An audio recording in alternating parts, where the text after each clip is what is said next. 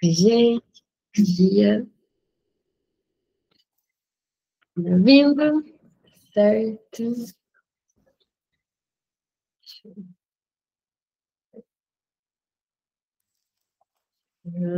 Estamos na página 294. Aí a gente vai começar na 295, logo no primeiro parágrafo. Veja se vocês se acham aí, se está tudo certo. Sim? E Sara, tu sabe qual é? Porque sempre sabe. Veja aí para mim, por favor. 332. Beleza? Então, vou começar aqui. Cadê? Vou achar meu marca-texto. Peraí. Marca-texto também. Qual que é o nome disso daqui, gente? Marcador de página, né? Eu acho que eu tive Covid de novo, não é possível, porque eu esqueço, né? Sério, da outra vez que eu tive Covid, eu queria falar uma coisa e esquecia o que que era, as palavras fugiam da minha cabeça. E um tempo atrás eu tive doente, e agora fiquei só com a tosse. Sabe, quando fica só a tosse da outra vez que eu tive Covid, eu fiquei assim também. E aí as palavras somem da minha cabeça. Eu quero falar uma coisa e aí vem o nome de outra. Nossa, eu tive muito isso depois da Covid. Tem um monte de gente que fala que sentiu a mesma coisa, né? Só que agora, se eu tive muito mais leve, não tive os mesmos sintomas. Você nunca teve, Dani? Nossa, Eu nunca tive nada, tipo Covid, dengue, chikungunya, zika, nada, nada, nunca tive nada. Graças a Deus, agora. bom, né? Eu nunca tive dengue também e afins. A única coisa que eu peguei foi Covid. Eu nunca tive, graças a Deus, espero continuar. Nossa, a Covid, eu falo assim, eu fiquei bem mal, não senti bem mal.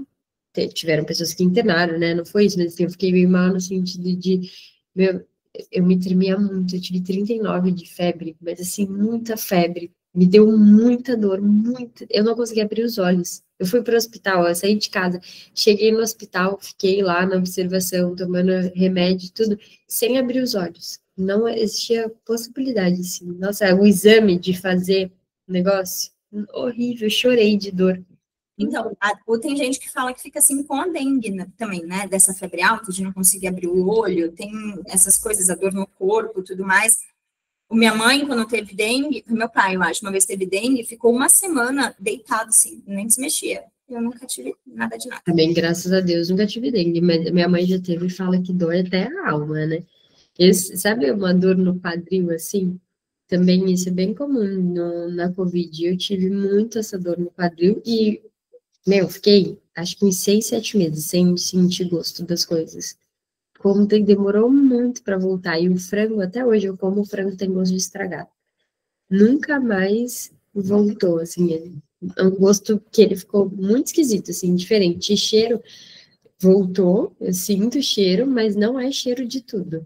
Algumas coisas voltam, outras coisas não. Mas para mim, o que foi mais assim que apareceu foi essa questão da memória. Eu simplesmente esqueci. Teve um dia que eu fui procurar o que que era gastronomia. Olha que ridículo. Né? A pessoa falava gastronomia e ficava pensando, gente, o que será que isso significa? E depois, quando eu procurei, eu falei, como que se esquece, né? Mas eu quero falar caneta e eu falo, tipo, a árvore, sabe? Nada a ver, assim, nada a ver com nada. Então, vamos lá. Ó, então, no livro físico 295.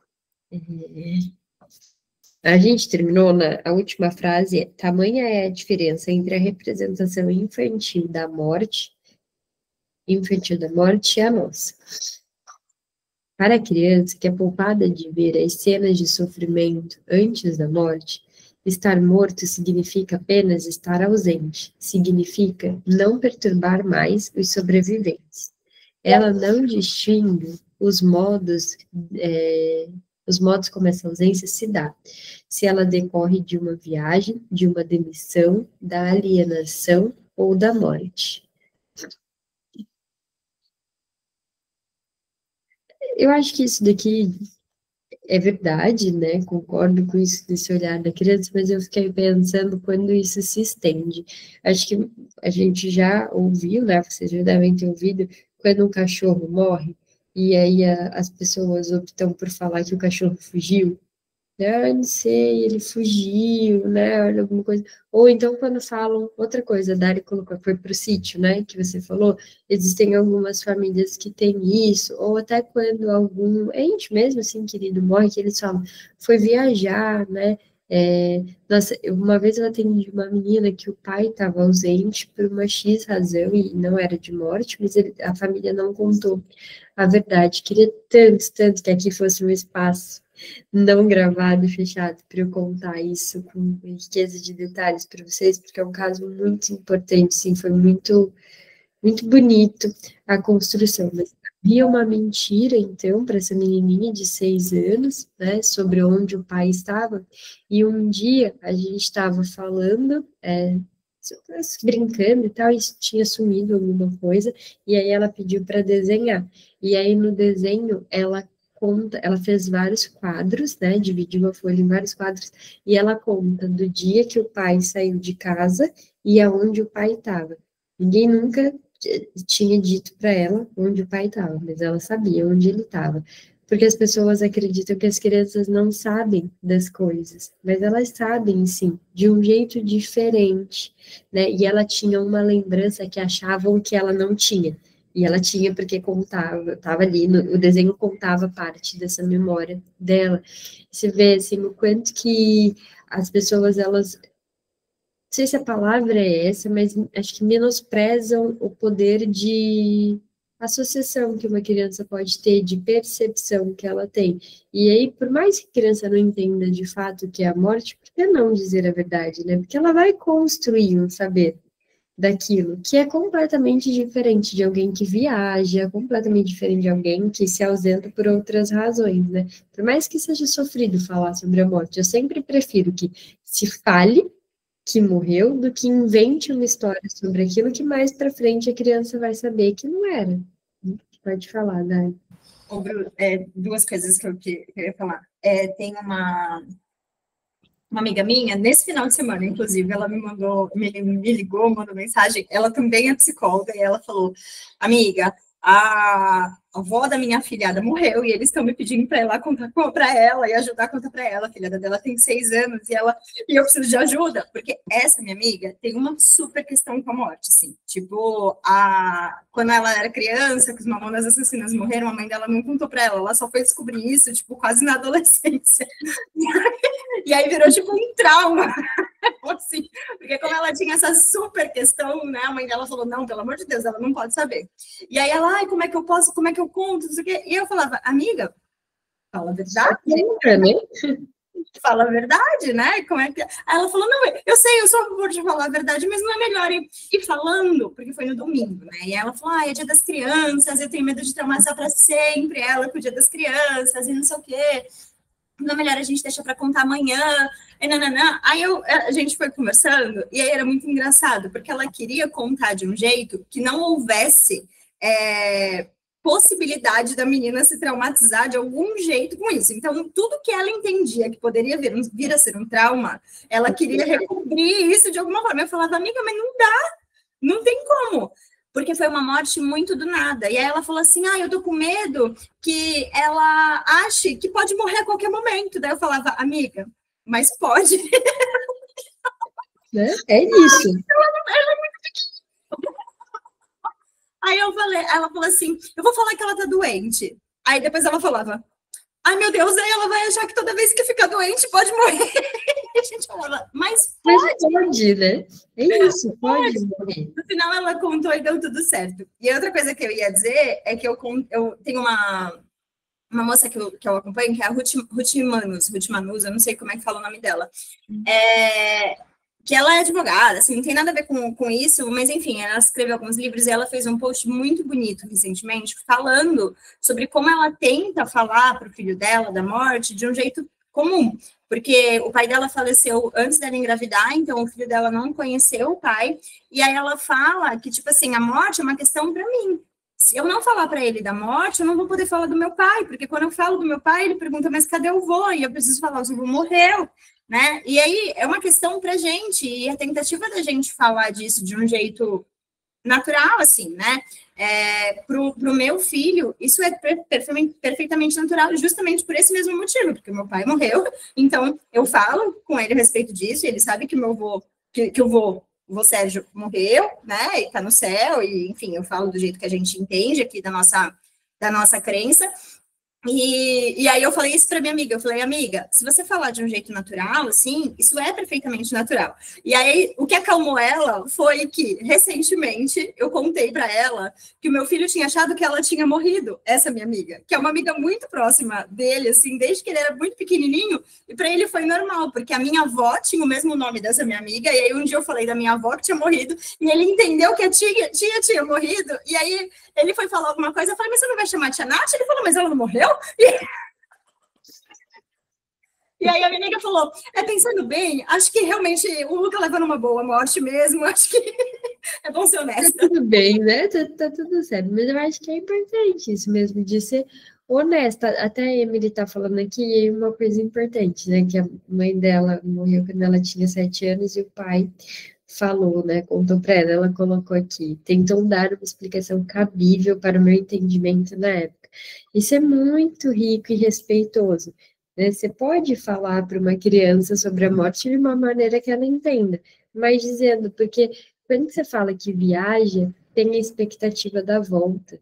Né? Ah, foi a trabalho, tem expectativa. Ah, um dia a pessoa vai voltar. E não vai, né? Não vai, a gente sabe que, bom, não vai aquela pessoa, né? Aí cada um com a sua crença, claro, não é disso que eu tô falando, mas aquela pessoa daquele jeito, naquele papel, a criança não vai ter mais, né? Então é importante que se diga isso. E que bom seria se todas as mortes tivesse alguma preparação para a gente preparar uma criança para aquilo. Mas a verdade é que às vezes a pessoa morre do nada, né? Tá bem de dia, de noite, já morreu. E não tem muito que a gente fazer em relação a isso, é contar e também aceitar que vai ter sofrimento sobre aquilo. Porque essa ideia de que não pode ter trauma, né, nada pode traumatizar uma criança, às vezes não vai vir como um trauma. Né? A gente sabe o que significa um trauma para a psicanálise, né? Se a gente dá a possibilidade de representação para aquilo, permitindo o sofrimento, então vai ser algo sofrido, mas não algo traumático. Nem tudo é trauma. Né? Nem tudo que faz uma criança ou uma pessoa, enfim, sofrer é traumático. Tem uma diferença que quando a gente pensa nesse conceito de trauma, então alguém morrer por si só não quer dizer que vai ser traumático. É preciso dar contorno para aquilo, dar possibilidade da criança representar o que significa morte. Mentir para ela dizendo que alguém foi viajar não é oferecer recurso para ela lidar com aquilo. Então tem muito esse BO aí, né? Conta ou não conta para criança? Conta. É para contar, de um jeito que ela entenda. É para contar. Deixa eu ver aqui que a Pan colocou. Quanto desse medo de falar não diz sobre o nosso medo de assumir que essa questão da morte faz parte da vida. Porque eu acho que é encarar a realidade, né? Se tem um momento da vida que a gente encara a realidade, é na morte. Não tem ilusão. Não tem. A morte é aquilo que se apresenta para a gente. Depois cada um vai pensar pelo viés da sua própria crença, mas quando a morte vem, é morte, ponto. Bom, tem uma nota aqui acrescentada em 1919. A observação de um pai com formação psicanalítica capta também o momento em que sua filha, de 4 anos de idade e com intelecto altamente desenvolvido, reconhece a diferença entre estar ausente e estar morto. A criança estava causando problemas na mesa e se sentiu observada de modo pouco amigável por uma das garçonetes da pensão. A gente está na página 295. Por que estar morta? Perguntou o pai, acalmá-la. Não basta ela ir embora? Não, a criança respondeu, pois ela voltaria. Para o amor próprio e restrito, narcisismo da criança, cada perturbação é um crimen lese majestis. e como legislação rigorosa, o sentimento da criança conhece para esse tipo de crime uma única pena, que não pode ser dosada. Quando nos anos pré-históricos de uma criança sua babá é demitida e pouco depois morre sua mãe, os dois eventos se sobrepõem em suas lembranças, reveladas na análise como eventos de uma mesma sequência. Muitas mães já constataram com dor que as crianças não sentem muita falta das pessoas ausentes. Ao retornar para casa após uma viagem de veraneio de várias semanas, ela é informada: as crianças não perguntaram pela mãe uma única vez. Nossa, quer ver um ódio? É quando você deixa com alguém, quando você chega e fala, nem perguntou de você. É desgraça. Perguntar. Mas quando ela realmente parte para aquela terra inexplorada, de cujas regiões nenhum peregrino retorna, a princípio, as crianças parecem esquecer, e apenas mais tarde começam a se lembrar da falecida. Quando, portanto, a criança tem motivos para desejar a ausência de outra criança, falta-lhe qualquer escrúpulo para não desejar sua morte. E a reação psíquica ao sonho de desejo de morte demonstra que, a despeito de toda diversidade no conteúdo, o desejo da criança é, de alguma forma, equivalente ao desejo do adulto. Essa semana eu estava com um dos amiguinhos dos meus filhos e a gente tem bastante intimidade, está sempre juntos. Então ele se sente super aberto a falar comigo. E aí ele teve uma briga com uma menininha na escola e eu peguei ele da escola, né? Então veio com aquilo fresco. E aí ele falou que queria que ela morresse, mas como eu não posso, Paty, a gente está agora, vai começar a primeira linha da 296. Como eu não posso querer que ela morra, então eu queria que ela fosse viajar, eu queria que ela morasse em outro lugar, bem longe. Ele tem 8 anos. Que fosse bem longe, queria que ela fosse morar lá. Aí ele falou outro país, tipo, vai, sabe? Vai bem longe. Isso é engraçado, que ele falou que ele pensou em 3 possibilidades: ou morrer, ou viajar e morar num lugar bem longe, ou mudar de escola. Se o desejo infantil da morte de seus irmãos é explicado pelo egoísmo da criança, que a leva a ver os irmãos como concorrentes, como podemos explicar o desejo infantil da morte dos pais, que, para a criança, fornecem amor e satisfazem suas necessidades, e cuja conservação ela deveria desejar justamente por motivos egoístas?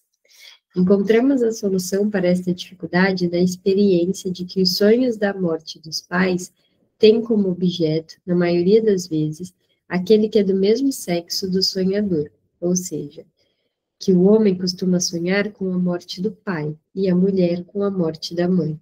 Não posso afirmar isso como regra, mas a predominância no sentido mencionado é tão nítida que ela exige uma explicação por meio de um fator de relevância geral. Tem uma nota acrescentada em 1925. Muitas vezes esse estado de coisas é encoberto pela ocorrência de uma tendência punitiva, que numa reação moral ameaça o sonhador com a perda do pai ou da mãe que ama. É como se, em termos gerais, uma preferência sexual se manifestasse precocemente, como se o garoto reconhecesse no pai e a menina na mãe um rival no amor, cujo afastamento só lhe traria vantagens. Isso pensando na saída edípica, que ele considerava normal e que hoje a gente não fala mais desse tipo, né? Não usa mais normal como uma saída edípica, é uma das. Então, pode falar. Bru, eu pensei nessa questão da saída edípica, mas eu fiquei pensando no período pré-edípico. O que poderia pensar com relação a isso, uma vez que talvez isso que ele está citando nem seria algo. Tá dando um pouco de, sabe, como se tivesse abafado, eu não entendi a última parte. Ai, esse fone tá um grande caos. Dá pra ouvir, mas é como se vocês estão, para você estar assim também, é como se tivesse, tipo, sei, como se tivesse abafado. Tá conseguindo me ouvir melhor? Melhora. Você fala mais alto, melhora. Tá.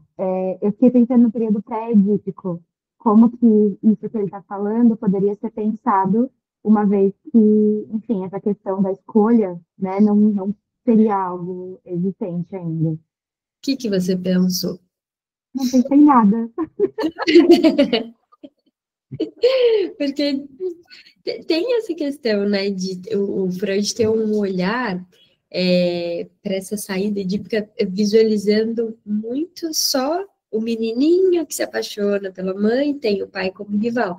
Mas isso, acho que em qualquer período, pode, hoje a gente vê, né, que pode ter uma outra saída, e pode se desejar a morte do mesmo de alguém do mesmo sexo e ainda assim ter aquela mesma pessoa que é do mesmo sexo como um rival. Não, é que naquela época, pelo olhar que ele tinha, é como se fosse uma. Eu queria usar a palavra que ele usa, a fim de ilustrar só, né? Não porque eu concordo, mas é como ele chamava de anormal, na verdade, né? Ele entendia como sendo algo patológico, e aí, ao longo, então, do desenvolvimento da psicanálise, a gente sabe que não. Mas acho que é a gente pensar que a criança, ela pode desejar a morte de um dos pais, né? Das figuras ali. Na verdade, vamos chamar de figura de cuidado, né? Quem cuida, não necessariamente pai, mãe, mas essa figura de cuidado, por entendê-lo como um rival, independente do sexo. É muito mais sobre o papel e sobre aquele relacionamento do que sobre o sexo. Acho que o sexo aqui é o mais irrelevante. Faz sentido para eu pensar assim? Assim, e até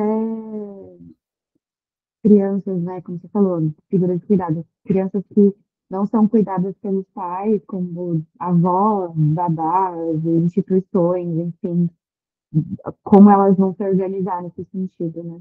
E até famílias, né, com duas mães, famílias com dois pais, às vezes numa família que nem tem esse papel de cuidador definido como mãe, mãe, pai, pai, mãe, pai, né, mas que nem tem mãe e pai, que tem outras pessoas que representam, às vezes vó e vô, às vezes cuidadores, né, dependendo de como essa criança está, em que ambiente ela está inserida. Então, uma criança que ela está numa instituição, são os cuidadores. E ainda assim, ela pode identificar um deles como rival em alguma situação e desejar a morte. E o arranjo psíquico é o mesmo, né? É aquilo que cada uma dessas pessoas, dessas figuras de cuidado, eles representam para aquela criança, independente de estarem encaixados em papéis sociais. Beleza? Faz sentido para vocês? Daí, antes de refutar essa ideia como monstruosa, convém observar também aqui as relações reais entre pais e filhos. Precisamos distinguir aquilo que os padrões culturais de piedade exigem dessa relação daquilo que a observação diária realmente revela. Nossa, é bem importante isso daqui, né? Peraí. Então, vou até ler de novo, para a gente marcar.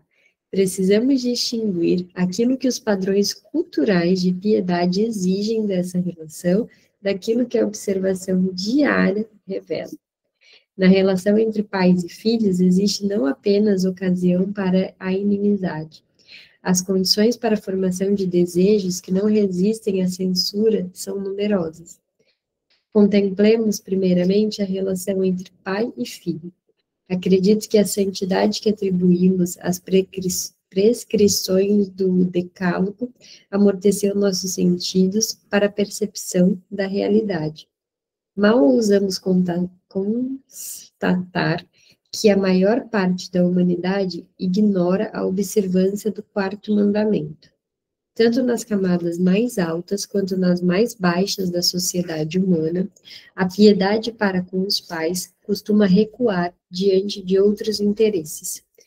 As notícias sombrias transmitidas em mitos e lendas dos primórdios da sociedade humana nos apresentam uma ideia desagradável do poder ilimitado do pai e da brutalidade com que ele o usava. Cronos devora seus filhos, semelhante ao que faz o porco com a cria da porca-mãe. E Zeus castra o pai. Aqui tem uma nota acrescentada em 1909. Pelo menos em algumas das representações mitológicas. Em outras, a castração é realizada apenas por Cronos em seu pai, Urano. Sobre o significado mitológico desse tema, aí tem que constar o Otto Henke, e aí ele dá aqui um capítulo. Então, Zeus castra o pai e coloca em seu lugar como senhor. Quanto mais irrestrito era o domínio do pai na família antiga, mais o filho, como seu sucessor predestinado, precisava se ver como seu inimigo. Maior precisava ser sua impaciência de chegar ao poder por meio da morte do pai. Sabe que isso parece aquele filme, quando a gente pensa nessa mitologia, para entender isso da briga com o pai?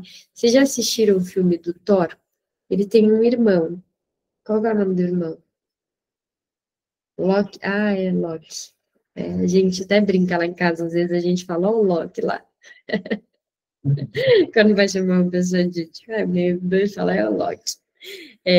Na história desse filme, você vê a ânsia do Loki pela morte do pai e a rivalidade com o irmão, né? Quer, então, que ele assuma esse posto e fica tentando convencer o pai das qualidades dele. O filho dele é Zeus? O filho não, o pai se chama Zeus? Não? É outra. Mas tem um nome assim também, né? Parecido com. Mas não lembro qual é. Odin. Isso aí. Então tem essa trama que acontece entre eles, que representa bem isso aqui que a gente está estudando. Então, ainda hoje, em nossas famílias burguesas, o pai negando ao filho a autodeterminação e os recursos necessários para esta, costuma incentivar o desenvolvimento do germe natural da inimizade que existe nessa relação. Muitas vezes, o médico observa que a dor causada pela perda do pai não consegue abafar no filho a satisfação de finalmente haver conquistado a liberdade. Cada pai tenta agarrar-se convulsivamente aos restos da potesas pátrias famílias tão antiquada em nossa sociedade atual. E cada poeta que, como Ibsen, coloca no centro de suas fábulas a luta primitiva entre pai e filho, pode confiar seu efeito. As ocasiões de conflito entre mãe e filha surgem quando a filha cresce e descobre da mãe a sua guardiã. Enquanto ela deseja liberdade sexual, o florescimento da filha diverte a mãe de que é chegada a hora de renunciar às pretensões sexuais. Todas essas relações são plenamente manifestas aos olhos de todos. No entanto, elas não nos ajudam em nosso objetivo de explicar os sonhos da morte dos pais, que encontramos em pessoas para as quais a piedade para com os pais se transformou em algo intocável há muito tempo.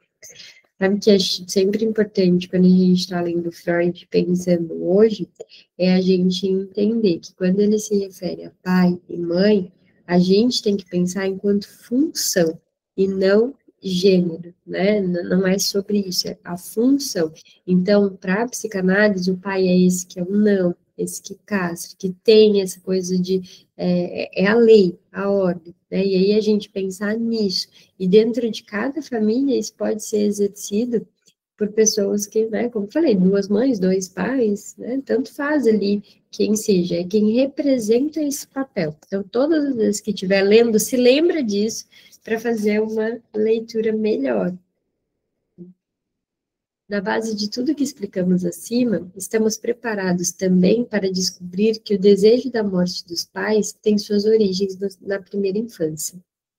Com uma certeza que exclui qualquer dúvida, essa suspeita se confirma para os psiconeuróticos nas análises realizadas com eles. Vemos aqui que os desejos sexuais da criança, contanto que mereçam esse nome em estado germinante, começam a despertar muito cedo, e que as primeiras inclinações da menina se dirigem ao pai, que os primeiros desejos infantis do menino têm a mãe como objeto. Assim, o pai se torna um concorrente para o menino, e a mãe para a menina. E já demonstramos, no caso dos irmãos, quão pouco é necessário para que, na criança, essa sensação se transforme em desejo de morte. Em regra, a escolha sexual já se manifesta nos pais. Um traço natural garante que o homem mime suas filhas pequenas, que a mulher defenda os filhos, enquanto ambos cooperam com rigor na educação dos pequenos. Ali onde o encanto do sexo não perturbe seu juízo. A criança percebe muito bem essa preferência e se revolta contra o pai ou a mãe que resiste a ela. O amor do adulto significa para ela não só a satisfação de uma necessidade especial, mas também a garantia de que sua vontade é feita em todos os outros aspectos. Assim, a criança segue seu próprio instinto sexual e renova simultaneamente a inclinação dos pais, quando sua escolha corresponde à escolha dos pais. Deixa eu só...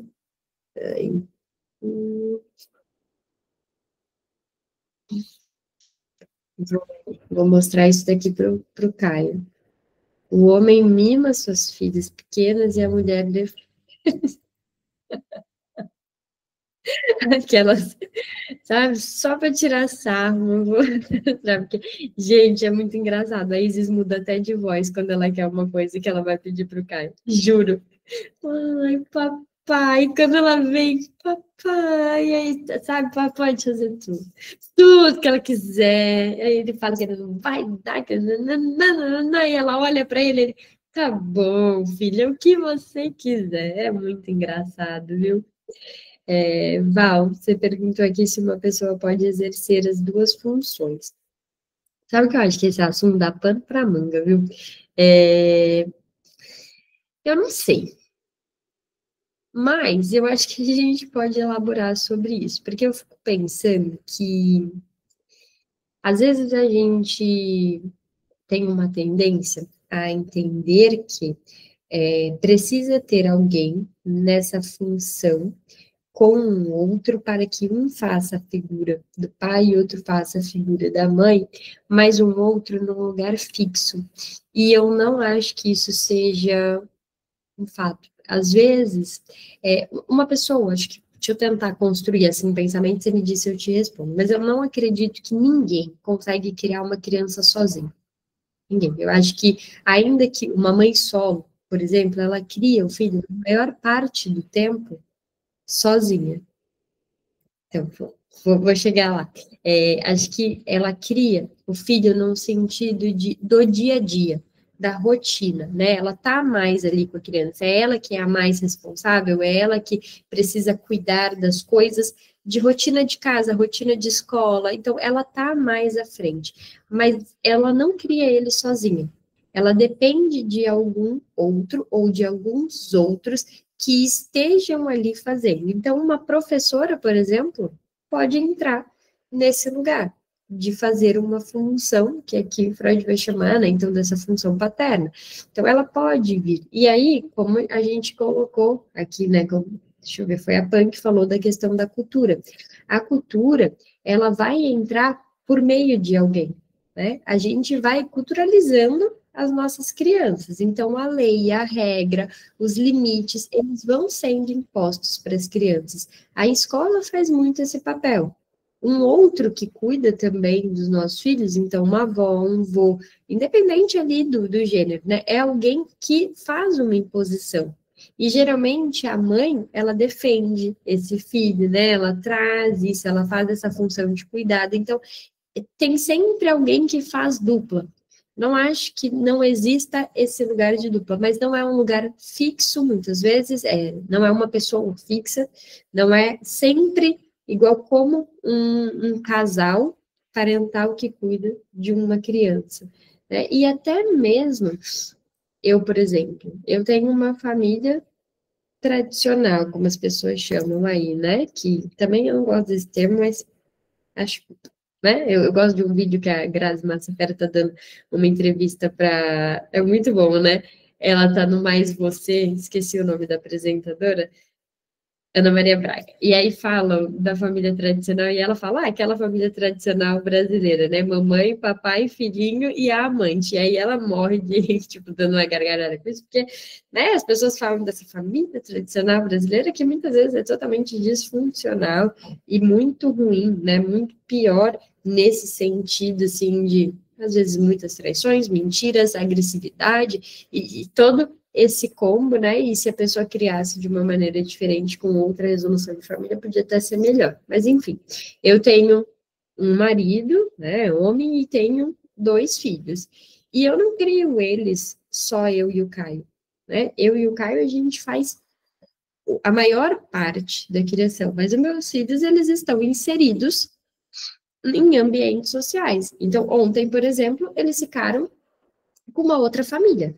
Enquanto eles estavam sendo cuidados por uma outra família, tem ali uma figura que faz a vez de figura materna e figura paterna. É só naquele momento, é só enquanto está cuidando, mas está fazendo. Então, os nossos filhos, eles, né, as crianças, de forma geral, elas frequentam outros ambientes, elas não estão só com a gente. Tudo isso entra no sentido psíquico mesmo, de trazer recurso, de trazer material psíquico para aquela criança, né, de trazer possibilidades, recursos, tudo isso faz parte de quem a criança vai se tornar. Ajuda, sim? Pensar, então, né, que não tá uma resposta, sim, não sei, mas eu penso desse lugar. E aí a PAN faz será que na ausência desse outra cultura entra, mas entra por meio de alguém, e de alguém que pode fazer esse papel. Pode falar, Dali. Eu ia me recolher, gente, mas aí vocês entraram nesse tema e aí não consigo me calar. Eu não preciso, né? Ninguém está pedindo para se recolher. Eu ia ficar quietinha aqui, mas vocês entraram. E eu penso que outras pessoas, e muitas vezes também as atividades, né? Quando a gente pensa em função paterna, enquanto a lei que coloca para a criança, que a mãe deseja para além da criança, essa mãe, quando fala, eu quero fazer tal coisa, eu quero ir trabalhar, eu não quero ficar com você agora, porque eu quero ir trabalhar, eu quero sair com as minhas amigas, eu vou fazer outras coisas, também é alguma forma de colocar a lei, de barrar a criança no sentido de a minha mãe deseja para além de mim, né? Então, às vezes, isso vai vir por essas outras pessoas que, enfim, quando eu vou trabalhar, não deixa de ter outra coisa ali, né? Mas o terceiro dessa relação, enquanto função paterna, entra nesse lugar, né? De você dizer assim, não vou fazer tal coisa, eu vou agora fazer o que eu gosto. Não vou te dar atenção nesse momento, porque eu desejo para além de você, entende? Então, assim, vem nesse lugar de precisa ter outras pessoas, e assim, precisa ter outras pessoas, até a Val sabe, né, que a Val também tá nessa função aqui junto comigo, cuidar sozinha de uma criança é enlouquecedor, né? A gente precisa que haja outras pessoas ali também, e a criança precisa que haja outras pessoas. Então, ainda que eu faça a maior parte das funções, eu não tenho como criar meu filho sozinho, senão eu já tava... Vai de arrasta pra cima, né? Gente, não dá. Já estava em algum outro lugar. Então, poder dizer para a criança, não pode, tem outras coisas que eu desejo, minha vida não é só você, isso entra como função paterna ali, de alguma forma. E a gente pode pensar como muitas vezes, mesmo que haja ali a figura do pai, às vezes essa criança ela não é barrada. E aí a gente entra em muitos outros desdobramentos, como a gente fala das mães de captura, que às vezes o pai está ali, mas ele não faz função paterna. Então, ele não consegue barrar. Isso, né? Exato. Ele não barra essa criança, não barra, e fica num lugar de a minha mãe, eu sou tudo para minha mãe. Esse lugar de eu sou tudo para minha mãe é que é como se não houvesse a função paterna, quando muitas vezes ainda que o pai esteja ali presente, mas é um pai que é um presente ausente, né, que não faz função, né? Exato, é um indivíduo que não faz função, e aí não fazer a função é muito ruim, assim, né, para aquela criança, porque a criança precisa que alguém faça essa função, é uma necessidade de saúde mental que alguém faça isso. Opa, tem uma frase que eu acho que é do Lacan, que está no grupo de estudos que eu faço, que o Lacan falou que é preferível uma mãe suficientemente mulher do que uma mãe suficientemente boa. Eu penso que a mãe suficientemente boa ficou num lugar de senso comum, às vezes, que a gente não leva em conta que uma mãe, para ser suficientemente boa, ela precisa ser suficientemente ruim. Então, ela não vai estar sendo suficientemente boa, ela vai estar sendo só boa. né? E precisa ser suficientemente mulher, estar ali num lugar de desejo outras coisas do que só a criança, né? Então, mas é que uma mãe suficientemente boa pode ser uma mulher feliz. Hoje claro, em dia, isso se mistura muito, acho que por conta da ideia que vem sendo reconstruída de mãe. A gente caminhou muito para a desconstrução do que era ser mãe, essa mãe 24 horas, e aí a gente passa por um período em que também se odeia ser mãe, e agora a gente volta numa luta entre as que amam e as que odeiam. As que amam precisam amar 24 horas, e as que odeiam, elas precisam odiar 24 horas. Não tem limite. Essa lógica totalizante de tudo, né, Bru? Parece que tudo você precisa amar o tempo inteiro. Tipo, gente, eu amo ser psicóloga, mas tem dias que, tipo, não.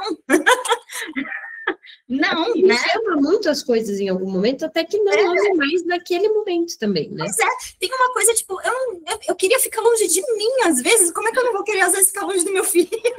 Às vezes eu quero, sim. A Pan colocou uma frase aqui muito boa também, que é: a mãe suficientemente boa não se faz em isolamento. E sabe que eu fiquei pensando que às vezes essa função, gente, do outro, da lei e tudo, pode vir até da gente, enquanto analista. Quem já atendeu mãe, porque tem um ponto, assim, eu já atendi algumas mães que elas estavam sendo mães solos muito no inicinho do bebê ali, né? Quando elas se separaram, às vezes até antes mesmo desse bebê nascer. E aí tem um livro do Winnicott que se chama Bebês e Suas Mães, que ele fala da psicose nesse período, né? E ele fala que se isso se estende, a mulher vira um alface. E ele coloca bem isso, assim, sabe? De uma maneira que a gente pensa, nossa, como assim? E aí, o que eu queria trazer para vocês? A mulher, ela vive mesmo esse período com o bebê, e geralmente, uns 3 meses ali, né, nesse puerpério, geralmente eles dão uma média aí desse tempo, tanto na medicina quanto na psicologia a gente fala isso, de fusão. E precisa que alguém diga: olha, se você se afastar um pouquinho do seu bebê, ele não vai morrer. Essa semana passada mesmo, alguém me falou assim, que teve que parar de fazer cocô no meio para atender o bebezinho. E que naquele dia conseguiu tomar um banho só de 3 minutos. Eu estou contando para vocês porque não é paciente, tá? Então, tô dizendo, não é minha paciente. Mas, enfim, né? Meu olhar aí veio para isso. E aí eu perguntei, que eu disse, mas por quê? Aí a pessoa ficou me olhando assim, porque ele estava chorando? Falei, sim, mas com quem que ele estava? Estava com tal pessoa. Então, estava com tal pessoa, por que você parou? Acho que a dificuldade é minha. Eu é que não quero que chore e eu não esteja. Não ia acontecer nada, né, se eu continuasse fazendo cocô. Não ia acontecer nada. Faça cocô. Você pode fazer cocô em paz. Faça, né? Se o choro está incomodando, liga lá no Spotify, bem alto, e faça um cocô ouvindo uma música, mas faça. Precisa de alguém que diga para essa mulher, mãe, olha, você pode fazer ainda suas coisas e o bebê não vai morrer, ele está sendo cuidado, né? Então, essa separação tem que vir, às vezes, de um outro. Não é toda mulher que dá conta de fazer isso sozinha, né? Muitas mulheres não conseguem. Então, a gente precisa. Só que numa sociedade machista, por muitas vezes, para um pai, é extremamente confortável que ele não faça esse papel, porque se ele fizer, ele vai ter que ser o que cuida. Ele vai ter que ser o que toma uma atitude e fica com a criança para a mulher tomar banho, fica com a criança para a mulher comer. Então, assim, deixa ela lá, deixa que ela cuida. E se ninguém fala para ela, mas aí não é só, porque também é aquilo. As pessoas criticam as mães e dizem assim, não dá muito colo, porque a criança vai se acostumar, não mima, porque a criança vai se acostumar. Então, em vez de falar isso, por que não vai lá e não pega a criança no colo para a mãe ficar em paz um pouco? Você não pode deixar de cuidar de você, mas tu tá cuidando do filho dela para ela poder cuidar dela? Quer dizer, se tu for só falar para a pessoa, olha, você precisa voltar a se cuidar, vá trabalhar, vá num salão, vá fazer um exercício, vá ler um livro, mas tu não for ficar com a criança dela, também não vai resolver a vida, porque assim, ela sabe, que ela tem que fazer, ela sente vontade, inclusive, de fazer alguma coisa, só que ela precisa de um adulto funcional que se responsabilize por cuidar daquela criança. A gente vive numa sociedade ainda que muitos pais não impõem limites justamente para que eles não tenham que fazer essa função de cuidado. Então, é um assunto muito denso, assim, né, que a gente tem que pensar em muitas questões, mas uma mãe, para ser suficientemente boa, ela precisa de uma rede de apoio suficientemente boa para ela, não é só para a criança. E é isso que às vezes as pessoas não conseguem entender, né? Que rede de apoio tem a ver também com cuidar da mãe. Parece que rede de apoio é só segurar a criança no colo, sei lá que momento. Isso é também, mas não é só isso, né? Sim. E você falou, né, o pai presente e tal. Eu já escutei história de gente que o cara foi lá, assistiu o parto, acabou o parto, sumiu uma semana. Mesmo. Sumiu uma semana. Tava comemorando o nascimento do filho, ficou uma semana fora para comemorar o nascimento do filho. Isso efetivamente acontece. Tem gente que deixa lá e depois ainda vem reclamar que a criança está chorando. E quando a gente fala, né, é muito importante a gente incentivar, entender que a mãe precisa pedir ajuda, porque às vezes a gente entra nesse lugar de sociedade machista que parece que você é uma mãe ruim se você pede ajuda porque você não está dando conta e é tua função dar conta, e isso eu acho que é algo que a gente precisa estar longe de desconstruir. Mas também acho válido levar em consideração que tem gente que não tem efetivamente para quem pedir ajuda, assim. Às vezes a gente olha em volta e, tipo, não tem para quem pedir ajuda. E aí entra uma questão que a gente não vai conseguir abarcar aqui, mas que, tipo, seria a função do Estado, né? Tem mães que precisam. Eu já atendi uma paciente que ela trabalhava, ela era enfermeira e, às vezes, ela precisava faltar no trabalho, porque não tinha com quem deixar a criança. E se ela trabalhava à noite, não tem creche à noite. Então, não tinha. Ela botavam ela no turno da noite, ela precisava faltar, porque ela dizia, eu não tenho com quem deixar. Não existe uma pessoa aqui que eu possa deixar. Dali, sabe uma coisa que eu falo, assim, que não resolve a vida, né? Seria uma solução muito simplista, não é disso que eu tô falando.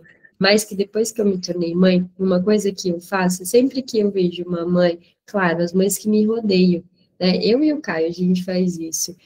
As famílias que rodeiam, quando a gente vê que precisa de apoio, a gente super se oferece. Quer que eu fique? Né? Quer que eu leve para você? Quer que eu faça não sei o quê? A gente fica com criança de um monte de gente. Direto. Gente, o Caio tá aqui, ó. Direto, a gente Caio fica com o Lucas. A gente faz super isso de, cara, você tá precisando? Eu fico. Né? Você quer que eu leve? Você quer que eu busque? Você quer que eu faça? Não sei o quê. Então, na sexta-feira, nossas crianças não têm aula. Vou ficar com o filho de uma das mães, que a mãe e o pai trabalham, e não tem com quem deixar. E a avó não vai ficar, né? E não pode deixar, eu fico. É claro que não resolve, mas sabe que eu já ouvi de muitas mesmo, mulheres que falam assim, uma folgada quer deixar o filho comigo. Cara, não é folgada, às vezes ela precisa, entendeu? Fica um pouco, vai ser bom pro teu filho, né? Vai ser bom até para tu, de repente. E isso, assim, é muito difícil mesmo. Eu tenho a mãe de uma amiga, um amiguinho do meu filho, que ela também é mãe solo, o menino tem a mesma idade do meu filho, assim, e ele nunca tinha ficado com outra pessoa que não fosse a mãe dela. E aí, recentemente, ficou aqui comigo, saiu comigo com o Luca, depois voltou, ela estava numa reunião lá no negócio, e ela agoniadíssima, e ela falou, vai, desculpa, eu falava, mulher, pelo amor de Deus! Aí ela falou assim, eles deram muito trabalho, eu falei, você não tá entendendo, eu tive folga, porque eles ficaram brincando, e eu fiquei lendo meu livro aqui, ó, na paz do Senhor, sem alguém, né? Então, assim, é bom as crianças aqui brincando, mas tem gente que sente que tá incomodando, que tá sendo menos mãe se pedir ajuda, né? Parece, tipo, eu não dei conta, eu não consegui resolver sozinha. E não tem como dar conta. Não dá para resolver sozinha. A conta não fecha. É realmente enlouquecedor, gente. Quem já passou... não sei se tem mais alguém que é mãe solo, mas assim, eu passei o final de semana com meu filho. Na segunda-feira foi emenda de feriado. Quando chegou na segunda-feira à noite, eu cheguei e falei para ele assim, filhinho, olha só, meu amor, mamãe precisa que você fique em silêncio, porque a mamãe precisa de silêncio. Eu já não estava mais aguentando. 3 dias, assim, em sequência com a criança ali o dia inteiro. É enlouquecedor. Amo meu filho, mas assim... É porque não é sobre amor, né? Muitas vezes as pessoas confundem isso. Não é sobre amor. A gente não está dizendo de um amor romântico que tudo suporta, né? Tem lá. O amor tudo suporta. Às vezes não suporta. Sabe? Cara, só uma mãe no final do dia que quer só deitar na cama assim, ó, e fazer nada, sabe o que é isso. Às vezes você não quer ouvir mais nada, e não é porque você não ama o seu filho, porque você está cansada, né? Está exausta ali. Então, se vocês conhecerem pessoas que têm filho, se ofereçam de coração. Quer que eu fique? Eu posso ficar. Fica 2 horas. Não gosta, fica 2 horas. Meu, é um presente que você pode dar para essa pessoa. Tipo, olha, e assim, tem gente que ai, tá, vai, deixa e fica lá na minha casa. Não, não é isso que eu tô falando. Leva essa criança para se divertir, faz bolo com a criança, leva para comer coisa gostosa, porque essa mãe vai se sentir bem, sabendo que ela se divertiu e que o filho dela também estava feliz. Nada traz mais paz a gente do que saber que alguém está com o nosso filho de coração e que está gostando de estar. Nós, todas as oportunidades que a gente tem de pegar os filhos das pessoas e fazê-los felizes naquele momento, deixar a pessoa em paz, a gente faz. Isso é uma coisa muito comum na minha rotina, porque como mãe eu vejo isso, assim, isso me faz feliz. Eu consigo hoje deixar os meus filhos com outras mães e passarem o dia e se divertir. Também foi muito difícil para mim, porque esse corte entre mim e os meus filhos, né, foi muito difícil. Nossa, foram sessões e mais sessões de análise para que eu conseguisse me amar outras coisas. Até a Pan colocou aqui, a Ana Sui já falou disso algumas vezes, ela começou a falar sobre amar a vida numa resposta, numa caixinha de perguntas que ela deu, e ela vem falando sobre isso. Tem uma influenciadora, eu chamo ela de Bélia, o apelido dela, mas Depois que pariu duas? Dela é Depois que Pari Duas. Ela fez um vídeo citando a Ana Sui e dando alguns exemplos. Até bem recente eu fiz um post no Instagram citando esse vídeo da Bélia e essa frase da Ana Sui. Porque voltar a amar a sua vida e entender que amar a sua vida não diz que você não ame o seu filho, dentro da sociedade que a gente vive, é muito difícil. E aí, para reforçar tudo isso, tem essa sociedade que não te ajuda a você poder amar a sua vida. Você não pode amar a sua vida com o seu filho em todos os momentos. Às vezes, pra você amar a sua vida, você precisa que alguém ame seu filho e esteja com ele, pra você amar a sua vida. Então, fazer esses arranjos é muito difícil. E tudo isso tem um impacto na vida emocional, né? Tem um impacto ali psíquico na vida dessa mulher que se torna mãe. Eu acho que a gente precisa muito falar e sempre discutir sobre a saúde mental da mulher que se torna mãe dentro da sociedade que a gente vive, com esse olhar que se tem para ela. Gente, vocês podem ver, assim, quando você começa a trabalhar, primeira coisa que te perguntam é: com quem que tá seu filho? É óbvio que tá bom. Você não ia deixar um bebê sozinho, né? Então, é muito difícil a gente amar a vida quando a gente está extremamente sobrecarregada, quando você acorda pensando o que você vai fazer do almoço, o que você vai fazer da janta, e aí no meio disso você tem que trabalhar, limpar, cuidar da casa, distrair a criança, fazer tudo ao mesmo tempo. É difícil amar a vida quando você tá, tipo, só trabalha, porque cuidar da criança é trabalho, né? E outra também, né, Dali? Entra um ponto aqui, nem toda mulher que engravida queria aquele filho. Eu sempre falo isso, né? Às vezes as pessoas me falam assim, daquilo também que eu mostro sobre ser mãe e tal, e eu sou uma pessoa que pouquíssimas vezes vocês vão me ver reclamando disso, né? Muito pouco, porque eu romantizo mesmo a minha maternidade, né? Dos outros. A minha, eu super romantizo. E aí algumas pessoas falam sobre isso e eu sempre penso nesse quesito de que tem muita diferença você desejar e planejar uma gestação, da maneira como você vai conduzir aquilo para uma mulher que não teve a chance, né? Você já contou várias vezes, né, Dari? Você não teve a chance de desejar, planejar e acontecer. Foi algo que veio para você e você teve que se reorganizar a partir dessa notícia. Então, eu estou tentando. Mas é isso. Ah, mas seu filho tem X anos. Então, mas é isso. Você não esperava, não foi isso que você planejou. Não era a tua expectativa. Então, você vai tentando se reorganizar. Então, uma mulher... E aí também, eu não quero reduzir as coisas e dizer toda mulher que desejou gestar, ela vai amar a vida da maternidade, né? Também não é isso, porque tem quem deseja e não goste, não é...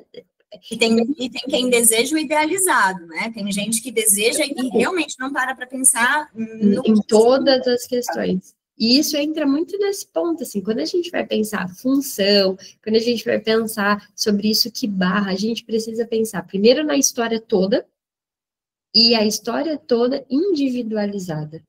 Escuta essa pessoa e veja, O que é que acontece para ela? Como é que ela sente aquilo? Para a gente pensar também em possibilidades de transformar, então, aquilo que a pessoa está vivendo, né? Dar recursos para que ela possa transformar essa realidade dela. Entre uma mãe e um filho e aquilo que se vive, são muitos pormenores que fazem diferença, que se a gente não ouvir com muito cuidado, dificilmente você vai ter uma escuta suficiente para aquela pessoa. Né? Então, se isso mexe de alguma maneira com você, a mãe está dizendo que não gosta e tu sentiu qualquer coisinha aqui, leva para tua análise.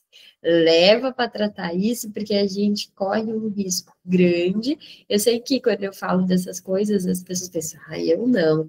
Você sim, Ângela. Você sim, que você faz parte dessa sociedade aqui. Tá? Você faz parte, você não é esse alecrim que não tem nenhum preconceito, que não tem nenhuma visão distorcida, porque a gente está desconstruindo muita coisa.